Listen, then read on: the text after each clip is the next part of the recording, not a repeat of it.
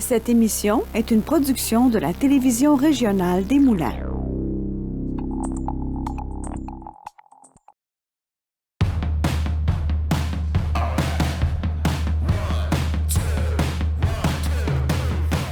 Aujourd'hui à Les Arts, l'auteure Céline Bédard est en studio et incursion au cœur d'un spectacle de l'avant-scène.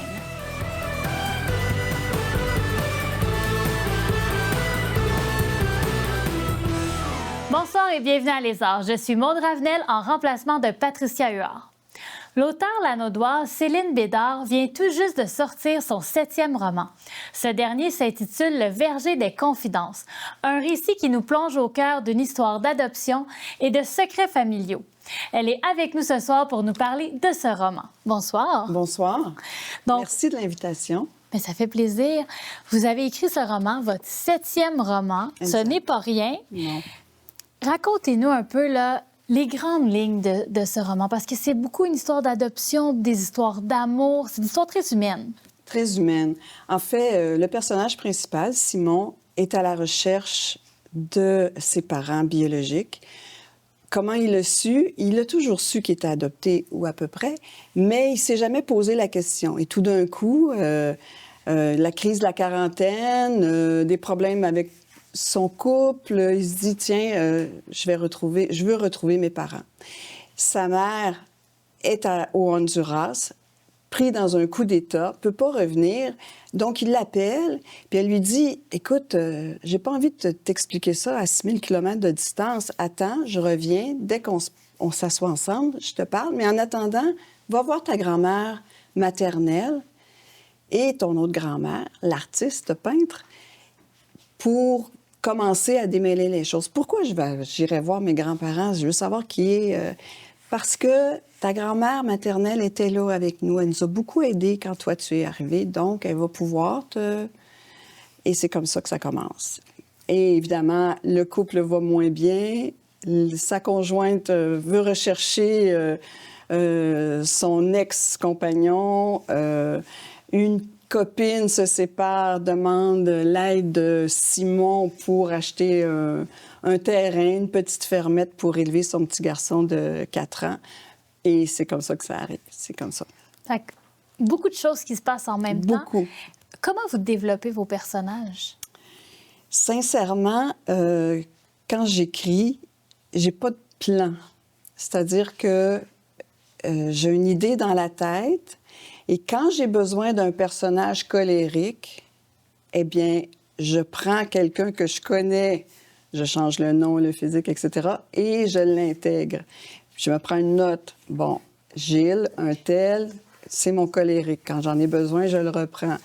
Si j'en ai besoin dans un autre roman, je me souviens de Gilles, colérique, je vais changer son prénom, je vais l'appeler Arthur, puis je vais le reprendre. C'est comme ça que je joue avec mes personnages. Sauf mes personnages principaux.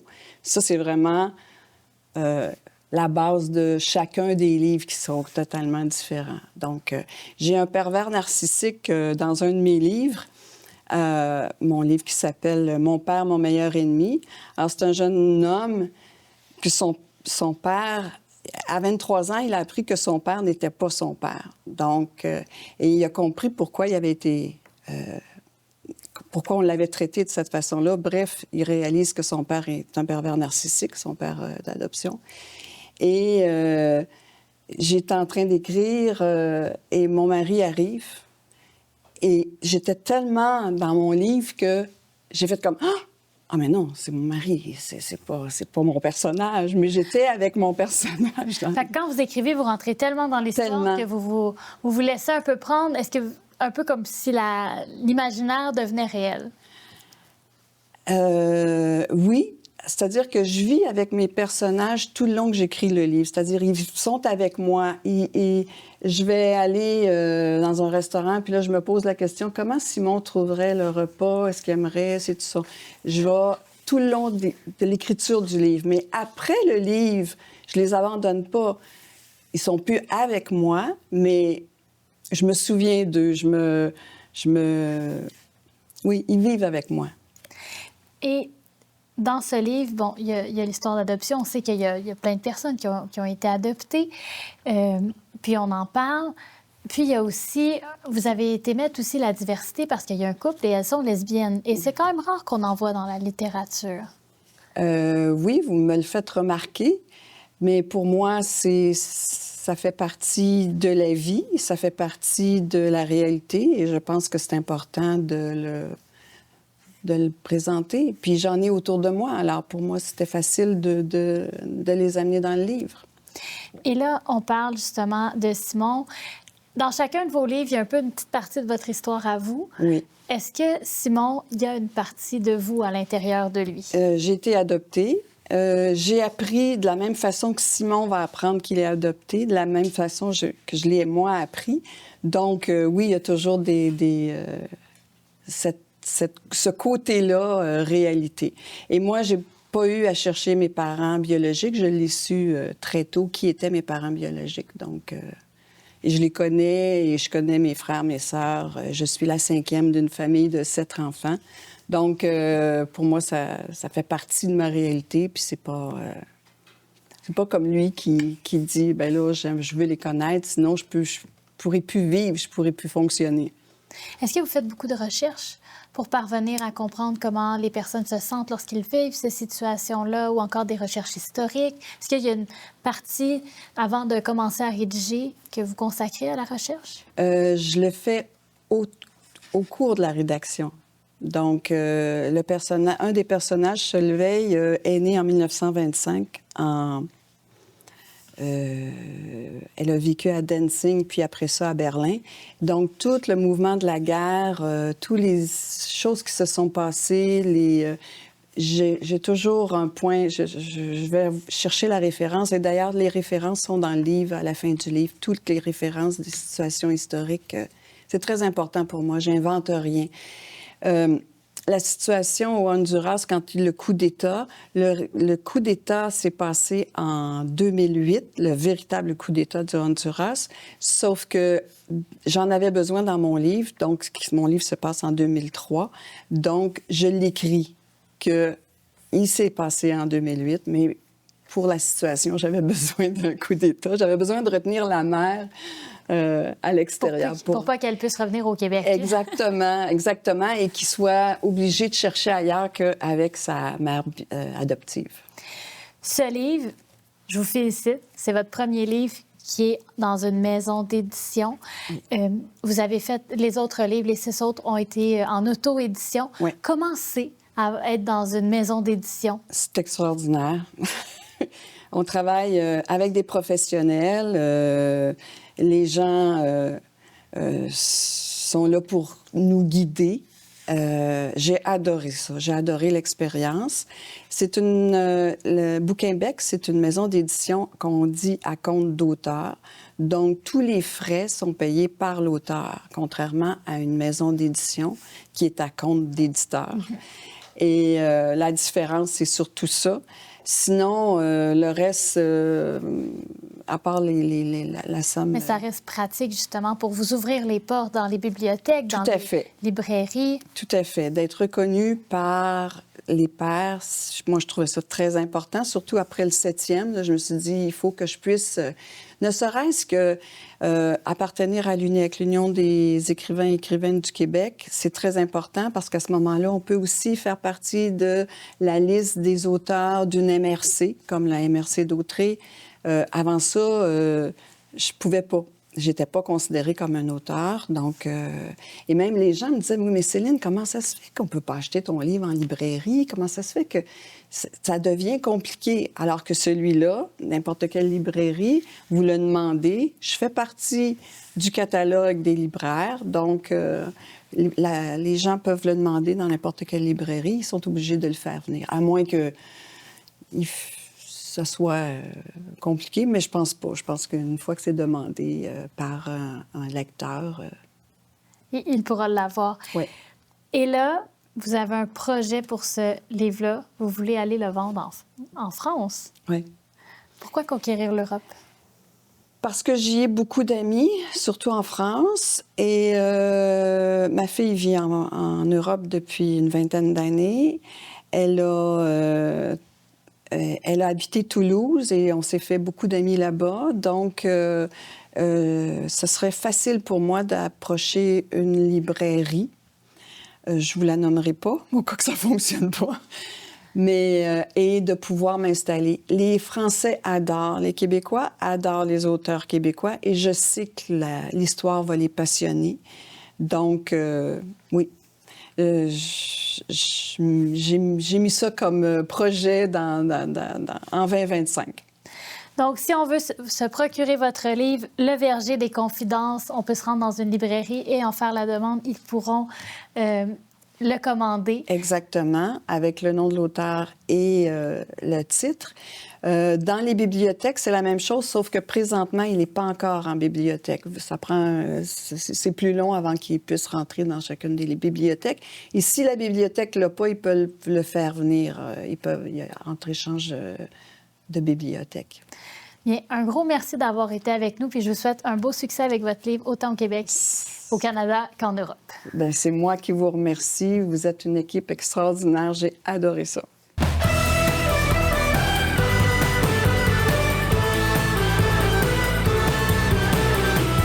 Du nouveau à TVRM. Regardez toute la programmation en continu sur tvrm.ca/en direct. Que vous soyez fan de musique, de culture ou d'actualité, ne ratez pas cette chance de suivre les événements et les personnalités de votre région.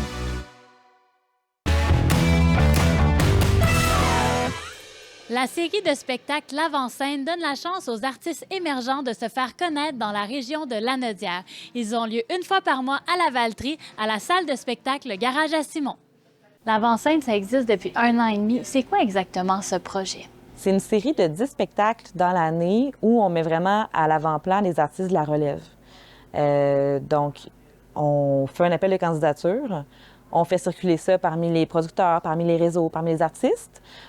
La première année, on a eu 100 candidatures, là, on en a eu 200. Puis on se fait une écoute, on choisit ça. Puis dans le fond, ces artistes-là, ils ont 2 spectacles dans la journée. C'est vraiment une grosse journée.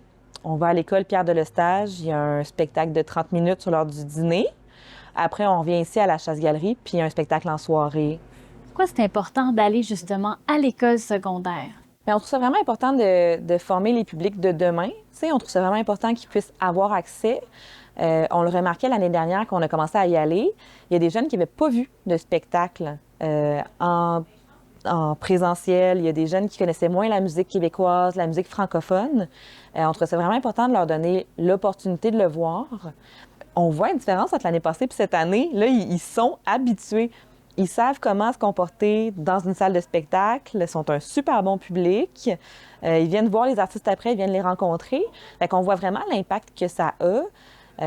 Ça donne aussi une plus grande tribune aux artistes. Tant qu'à les faire venir pour le spectacle du soir, bien, on leur permet de faire 2 spectacles, de se faire connaître davantage parce que la plupart en début de carrière, c'est émergent. Puis en préparation des spectacles, c'est sûr qu'il y a toute l'étape d'aller discuter avec les artistes, d'aller expliquer c'est quoi le projet. Vu que c'est un peu particulier, ils s'alternent sur la scène, bien, des fois, il faut expliquer c'est quoi l'idée derrière aussi. Évidemment, ça, tous les contrats avec les producteurs.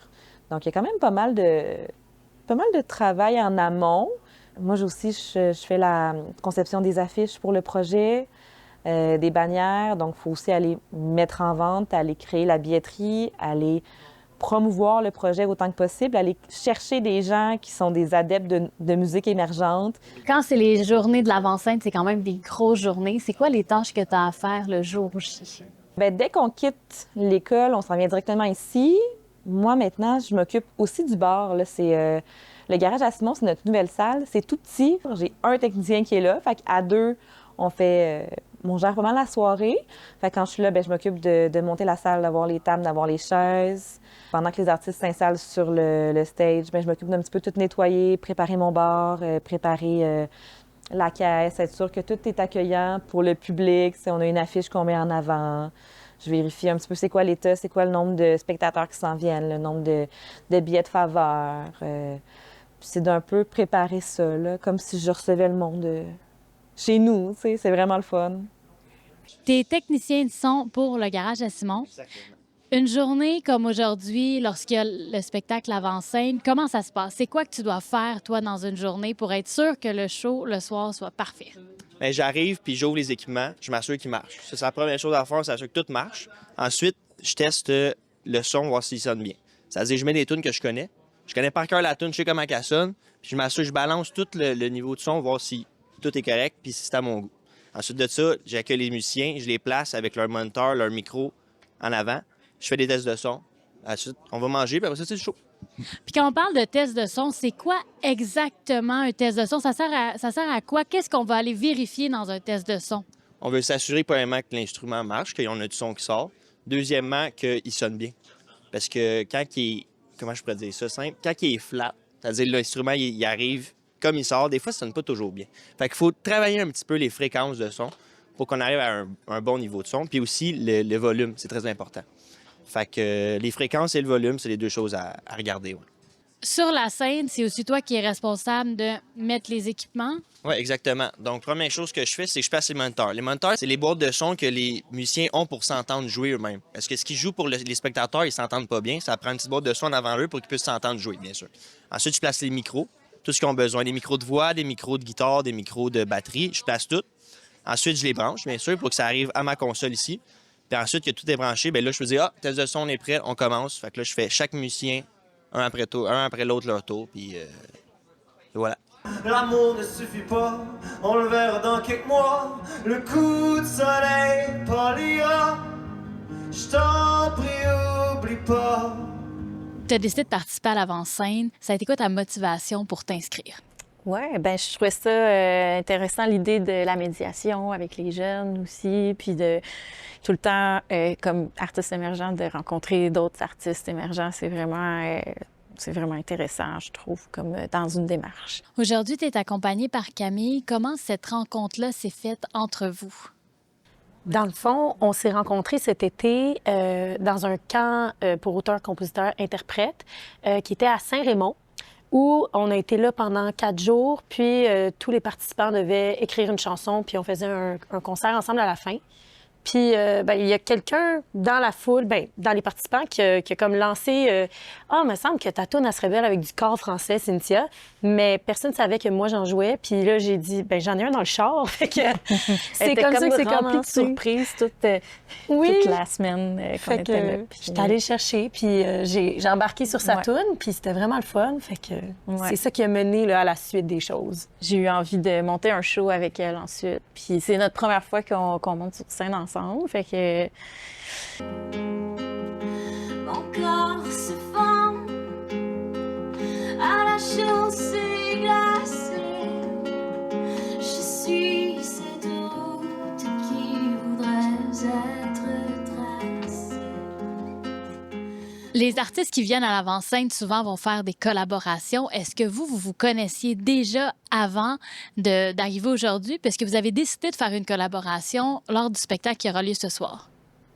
Non, on se connaissait pas du tout. C'est une belle rencontre, ceci dit. Une très belle rencontre. Tout. Mon enfant, je vais le remplir un petit peu dans ses tunes. Petit accompagnement. Mollo, mollo. Moi, c'est Barrick d'encre qui m'a gentiment écrit pour voir si ça me tentait de chanter sur sa chanson. Puis, il m'a écrit, j'ai envoyé une couple de chansons, puis il va jouer du banjo. Puis, ça va vraiment apporter. Je trouve que c'est ça qui fait la beauté de l'activité. Puis sinon, là, j'ai amené des percussions. Les 2 autres musiciens ne savaient pas qu'il allait avoir ça. Fait que finalement, je vais jouer sur une des chansons de Noé Talbot. Ça demande quand même une bonne capacité d'improvisation pour être en mesure de jouer sur les pièces des autres musiciens. J'ai été à l'école en musique, fait que je trouve ça plus facile d'entendre puis de réécrire sur des petites partitions pour me garder un visuel là, de qu'est-ce que je suis censée faire dans une chanson. Puis aussi, j'enseigne beaucoup, fait que finalement, ça m'amène à beaucoup écouter puis essayer de faire des arrangements, fait qu'on dirait que j'ai peut-être une facilité là, à ce niveau-là. Ouais. Lors d'un spectacle, souvent les spectateurs, ils arrivent, ils voient le spectacle, mais ils ne voient pas tout ce qui se passe avant. Comment ça se passe justement, cette préparation, le jour même? Le jour même, oui. Donc, on arrive, tout dépendant c'est où, il faut qu'on se rende avec notre voiture. Tu t'assures que tu as des batteries de rechange pour ta guitare. Tu t'assures que tu as tout ton gear avec toi. Ensuite, tu cherches le gars du son. Souvent, c'est la personne que tu rencontres en premier, c'est le technicien. Puis, lui, tu places tes choses un peu sur la scène, à peu près comment que ça va être. Puis lui, il va t'amener les choses pour brancher, puis tout ça. Puis c'est ça. Ensuite, il y a un test de son. Si tu es le seul à jouer, il n'y aura pas de personne. Mais souvent, c'est si on est, disons, la première partie va être en dernier, vu que ça va être la première, pour que le patch de la personne soit déjà placé. Puis c'est ça. Ensuite, si on a la chance, on peut aller manger. Puis ensuite, on prend une petite bière et on attend et on joue. Est-ce qu'au cours des prochains mois, vous avez des concerts qui s'en viennent ou avez-vous des projets? Absolument, absolument. J'ai un album qui sort le 9 mai qui s'appelle Mourir pour le rock. Puis c'est un album que j'ai fait. J'ai aussi conçu un jeu de société qui sort avec ça. Donc c'est comme une espèce de duo complémentaire.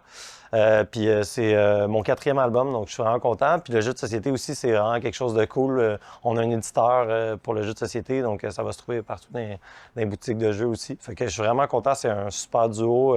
Donc restez à l'affût. 4e album, Mourir pour le rock. Moi, avec Barrique d'encre, en fait, je viens de sortir mon dernier album, petit album de bois du nom de Lanterne. Ça vient toujours de sortir. Mais là, j'ai un nouveau projet parce que j'ai un nouveau coloc. Puis, nouveau coloc qui amène son kit de drum à la maison veut dire nouveau projet. Fait que ça va être, j'en dis pas plus, mais j'ai quelque chose qui s'en vient plus gros. Ouais. Est-ce que vous avez des projets qui s'en viennent présentement? Moi, j'aimerais ça rentrer en écriture, là, vraiment. Puis peut-être jouer avec un contrebassiste. Nous deux et un contrebassiste. Ouais. Fait que ça serait le fun en trio d'essayer de jouer. Ouais. Puis peut-être... Ben oui, moi aussi, je compose. Fait que c'est dans mes projets là, de 2025 d'enregistrer les chansons que j'ai déjà composées puis éventuellement de sortir un EP. Donc, des beaux projets.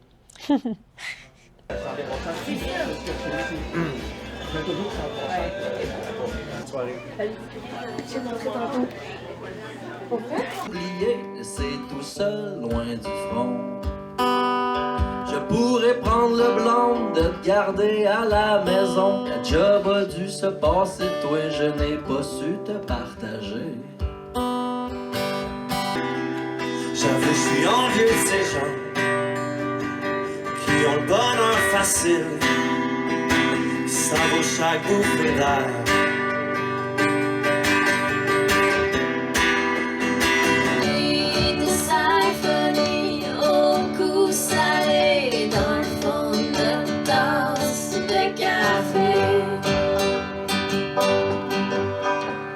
La série L'Avant-Scène a lieu jusqu'au mois de juin, donc une fois par mois, vous pouvez venir découvrir des artistes dans la région.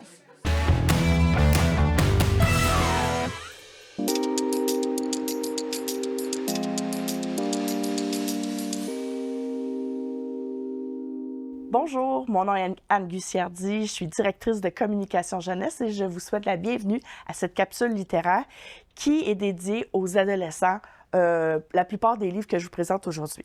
Si vous connaissez Catherine Girard-Audet et que vous êtes une adepte de l'ABC des filles, sachez que le numéro de l'année 2025 est aussi imposant, aussi important. Il y a de la nouveauté. Hey, garçon, n'aie pas peur d'ouvrir ce livre-là. Tu risques d'apprendre des choses intimes au sujet des filles. Tu risques d'apprendre des choses sur lesquelles toi-même tu pourrais te questionner. N'aie pas peur. Ça, c'est pour les filles à peu près du secondaire. Sachez que maintenant, il y a mon mini ABC des filles qui s'adresse davantage aux filles de la 5e année, avec des sujets aussi importants, un vocabulaire plus approprié. On parle d'un peu de tout et sache que c'est un livre qui va te suivre tout au long de l'année. Ce n'est pas un livre que tu dois lire d'un bout à l'autre. Tu es dans une phase où la lecture, c'est un peu plus compliqué, tu ne sais pas trop quoi lire. Je te présente le documentaire « Les 300 découvertes qui ont changé le monde » aux éditions Les Petits Génies. C'est un livre parfait pour découvrir des choses. Tu peux tout à fait emprunter un livre, le laisser traîner et au tout début, tu ne fais que paginer et ensuite, ton regard va s'arrêter sur un sujet et tu vas t'apercevoir que les informations ne sont pas si lourdes. Elles sont vraiment intéressantes et peut-être que ça va t'amener à aller creuser plus loin sur un des sujets et lire sur quelque chose que tu auras découvert. Attention, adultes, à vos oreilles, je vous présente mon gros livre épais 2025, publié chez Les Malins. Daniel Brouillette a beaucoup de plaisir à parler de toutes sortes de sujets. Cependant, ce sont des sujets qui existent, ce sont des données qui sont vraies. C'est juste que c'est un peu farfelu parfois. Puis je vous dirais que c'est un livre que plus on le découvre, plus on le lit. Adepte d'une galaxie près de chez vous. Ah, enfin! On a ici les scénarios. Les scénarios saison 1, volume 1. Mes enfants et moi étions des accros. On a tout écouté et réécouté. Alors voilà, c'est un livre qui nous présente la scénarisation de la série complète. C'est chouette parce que pour ceux qui ne la connaissent pas, bien, ils vont pouvoir suivre comment on monte un scénario. Et pour ceux qui ont tout vu, bien, juste à lire, on se replonge dans le pur plaisir. Je termine cette capsule sur les documentaires en vous présentant des inventions québécoises et canadiennes. Sache que c'est 2 pages pour un sujet, puis moi j'avais envie de te parler particulièrement du beurre d'arachide. Le beurre d'arachide, savais-tu que c'est une invention montréalaise?